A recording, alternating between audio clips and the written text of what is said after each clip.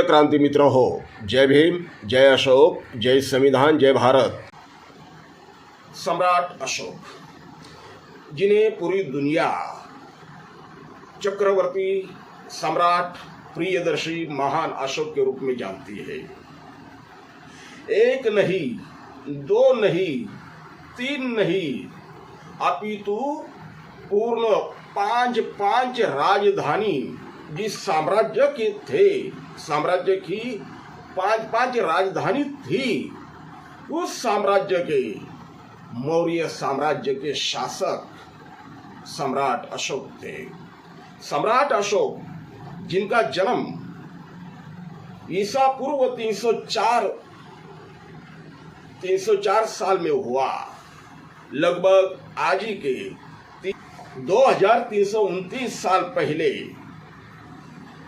लगभग 2329 साल पहले आज ही के दिन, अशोक अष्टमी के दिन सम्राट अशोक का जन्म हुआ, जिसे पूरी दुनिया अशोक अष्टमी के रूप में जानती है। चैत्र शुक्ल अशोक अष्टमी। मित्रों, सम्राट अशोक जिन्हें पूरी दुनिया एक महान योद्धा, महान सम्राट, महान चक्रवर्ती के रूप में जानती है। चक्रवर्ती का मतलब सम्राटों के सम्राट। ये उपाधि, चक्रवर्ती उपाधि पूरे विश्व में केवल और केवल चक्रवर्ती सम्राट अशोक को ही दी गई है। महान अशोक, ये उपाधि भी हमारे देश में सम्राट अशोक को ही दी गई है। बाद में अकबर, महान अकबर, इनको भी दी गई है, लेकिन चक्रवर्ती ये उपाधि केवल और केवल सम्राट अशोक को ही दी गई है। जैसे भारतीय संविधान के, देखो, भारत रत्न अनेक होंगे, हजारों लोग भारत रत्न होंगे, लेकिन भारतीय संविधान के निर्माता केवल और केवल विश्व रत्न डॉक्टर बाबा साहेब अम्बेडकर है। इसी तरह सम्राट अनेक होंगे, अनेक हुए होंगे। इतिहास में, भूतकाल में सम्राट अनेक हुए होंगे, हजारों हुए होंगे, लेकिन सम्राटों का सम्राट चक्रवर्ती सिर्फ और सिर्फ चक्रवर्ती सम्राट महान अशोक ही हुए। उन्हें प्रियदर्शी नाम से भी जाना जाता है। सम्राट अशोक के पिताजी सम्राट बिंदुसार और माता सुभद्रांगी को धर्मा नाम से भी इतिहास में जाना जाता है। सम्राट अशोक ईसा पूर्व 272 में राजगद्दी पर आए, राजा बने, सम्राट बने। 232 तक, मतलब 40 साल तक उन्होंने मौर्य साम्राज्य के शासक के रूप में काम किया, राजगादी संभाली। सम्राट अशोक का राज्य विस्तार इतना विशाल था, आज का असम, जो असम हमारा ईशान्य भारत का अभिन्न अंग है, वो असम से लेकर ईरान तक उनका साम्राज्य फैला था। उनके साम्राज्य में आज का पूरा भारत, आज का पूरा पाकिस्तान, आज का पूरा नेपाल, आज का पूरा बांग्लादेश, श्रीलंका, भूटान, म्यांमार, ब्रह्मदेश जिसे कहते हैं, अपितु संपूर्ण एशिया खंड पे सम्राट अशोक का राज था, साम्राज्य था, जिसे इतिहास धम्म शासन के रूप में जानती है। सम्राट अशोक ने केवल राज नहीं किया, तलवार हाथ में लेकर उन्होंने साम्राज्य नहीं, राजगादी का उपयोग नहीं किया। अपने आखिरी पड़ाव में वो बौद्ध धर्म की तरफ झुके, शांति की राह पर चले। सम्राट अशोक राजाओं की एक परंपरा रही है कि उन्हें 3, 4, 5, 6 रानियां रहती थी, औरतें वो करते थे, रानियां रहती थी। वैसे ही हमारे सम्राट अशोक को भी रानी देवी थी, उनकी पहली जो रानी थी वो देवी थी। कलिंग युद्ध में जो विशाल नरसंहार हुआ, उसके बाद सम्राट अशोक का मत परिवर्तन हुआ, शांति के राह पर चले गए। वो कलिंग की राजकुमारी कौरवकी से भी उनका ब्याह हुआ, शादी हुई, उनसे प्रेम हुआ था। बाद में उनकी शादी हुई, पद्मावती से उनकी शादी हुई थी। रानी असंधि मित्रा से उनकी शादी हुई थी। तिष्यरक्षिता ये भी उनकी रानी थी। मतलब इतिहास में हमें उनके 5 रानियों का उल्लेख मिलता है, नाम मिलता है। उनके जो पुत्र थे जो जग प्रसिद्ध हुए, महेंद्रा और संघमित्रा, ये दोनों पुत्र इतिहास में पूरी दुनिया में, विश्व में लोकप्रिय हुए, जग प्रसिद्ध हुए। उनके दूसरे बेटे थे तिवाल, कुणाल और चारुमती। इनका भी इतिहास में कई बार जिक्र आता है। कुणाल एक महापराक्रमी राजा थे। सम्राट अशोक के बाद उन्होंने अपनी राजगादी संभाली। पुराणों के अनुसार कहा जाता है कि सम्राट अशोक के बाद 9 या 10 शासक मौर्य साम्राज्य के हुए, लेकिन बौद्ध धर्म का जो ग्रंथ है दिव्यवदान, वो दिव्यवदान में स्पष्ट रूप से लिखा है कि सम्राट अशोक के बाद 6 शासकों ने मौर्य साम्राज्य पे अपना शासन किया। उनमें एक कुणाल थे। आप सभी को भली भांति जानते हैं कि मौर्य वंश के जो आखिरी राजा थे, जो आखिरी सम्राट थे, बृहद्रथ का जो नौकर था, ब्राह्मण नौकर था, शायद वो भारत के इतिहास में सबसे पहला आतंकवादी नौकर था कि जिसने अपने ही सम्राट का, जिसके वहाँ पे वो नौकर था, जिस सम्राट का वो नौकर था, अपने ही मालिक का दगाबाजी करके खून किया, हत्या की। और उसके बाद पुष्यमित्र शुंग ने जो खून की नदियां बहाई, वो तो इतिहास में हमें पढ़ा जाता है। सम्राट अशोक ने, मैंने कहा कि सिर्फ राज्य तलवार के बलबूते नहीं किया, उन्होंने शांति के मार्ग से अपना राज्य चलाया। और इतना ही नहीं, सम्राट अशोक ने कुल अपने काल में 23 जो 23 विश्वविद्यालय की स्थापना की थी, जिसमें पूरे विश्व में तक्षशिला, नालंदा, कंदहार, विक्रमशिला, ये जग विख्यात विश्वविद्यालय उन्होंने स्थापित किया। उन विश्वविद्यालय में दुनिया भर के विद्यार्थी अध्ययन करने आते थे, अभ्यास करने आते थे, ज्ञान लेने आते थे। सम्राट अशोक, जिनका इतिहास गौरवशाली इतिहास रहा है, सम्राट अशोक ने,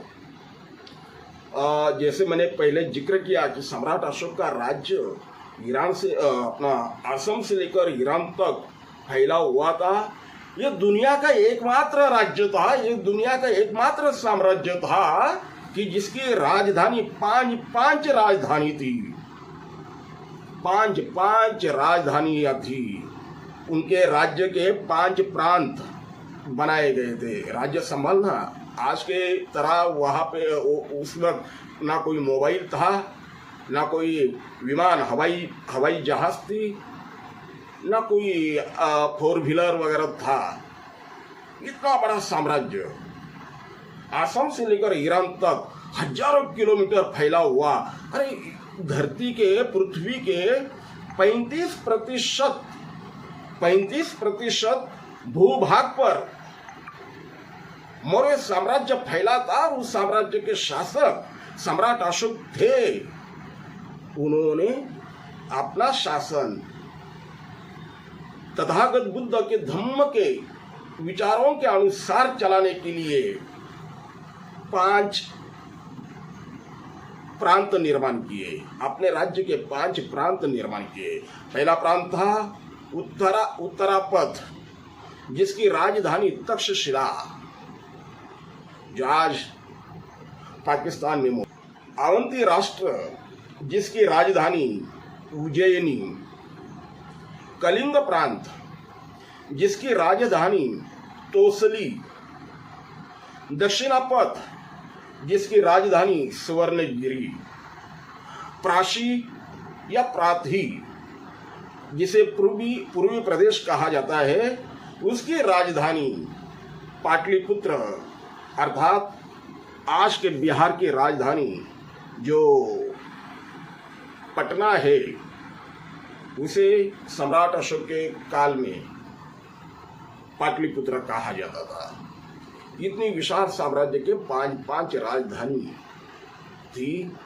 महान अशोक एक महान तत्ववेत्ता भी थे। उन्होंने लेखन कला, अगर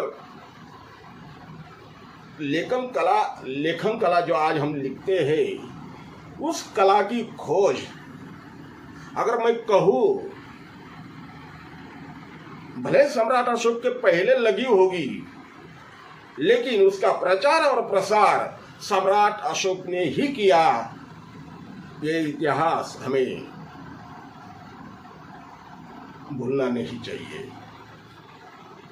पत्थरों पे लिखा हुआ इतिहास आज, भले सम्राट अशोक का इतिहास मिटाने की कोशिश यहाँ के पाखंडियों ने, यहाँ के नफरतखोरों ने लाख बार की होगी, लेकिन यहाँ की धरती आज भी भारत में कहीं भी खोदो, आप अफगानिस्तान में खोदो, आप पाकिस्तान में खोदो, नेपाल में खोदो, ब्रह्मदेश में खोदो, भूटान में खोदो, कहीं भी खोदो, आपको सिर्फ और सिर्फ तथागत बुद्ध ही मिलेंगे। ये तथागत बुद्ध धरती ने अपने पेट में छुपा के रखे हैं नफरतखोरों के हमले से, नफरतखोरों की नजर से छुपा के रखे थे। आज वही बुद्ध एक बीज की तरह उग रहे हैं, बाहर आ रहे हैं और चिल्ला चिल्ला कर कह रहे हैं, हाँ, ये देश बुद्ध का देश है। अजिंता लेनी, ऐसे कई लेनिया देश विदेश में है।